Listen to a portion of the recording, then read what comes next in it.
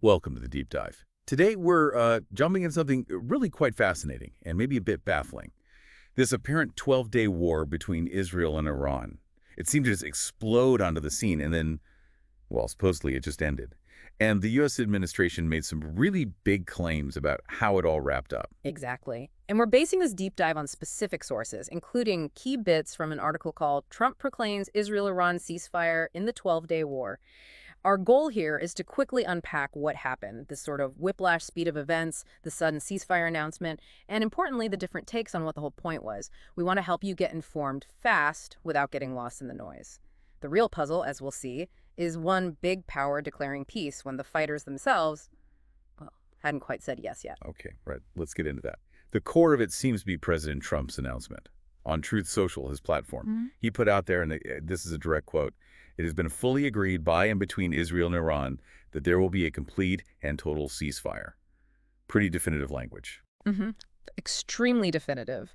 And what's really striking is the almost minute-by-minute timeline he laid out. He said it starts around 12 a.m. ET. Iran goes first. Israel joins 12 hours later. And then, quote, at the 24th hour, an official end to the 12-day war, which he said would be saluted by the world. Very, very specific. And he added that this war could have gone on for years and destroyed the entire Middle East, but it didn't and never will. But here's the twist, right? The really confusing part for anyone watching. At that moment when he posted this, neither Israel nor Iran had actually confirmed any ceasefire. That's it exactly. That lack of confirmation from the actual combatants, that's probably the most critical piece here. How does a war really end if the people fighting haven't agreed to stop? And to get why this announcement came when it did, we need to look at what happened right before. It started, really escalated. On June 13th, Israel hit Iranian nuclear sites, military targets. Reports said several top commanders and key scientists were killed. And Iran didn't just sit back, obviously. They responded with heavy retaliatory strikes. Things got heated fast. Very fast. And it built up to the U.S. getting directly involved, striking 3 Iranian nuclear sites last Saturday. Then, just before Trump's ceasefire post on Monday, Iran fired missiles at a U.S. base in Qatar. That was clearly retaliation for the U.S. bombing their facilities at Fordo, Isfahan, and Natanz just the day before. So yeah, incredibly tense. Wow. Okay, so the middle of all that, what was the official U.S. take on it all?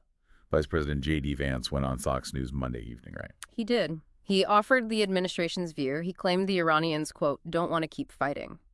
And he made a huge assertion that Trump obliterated the Iranian nuclear program, and crucially, with 0 American casualties.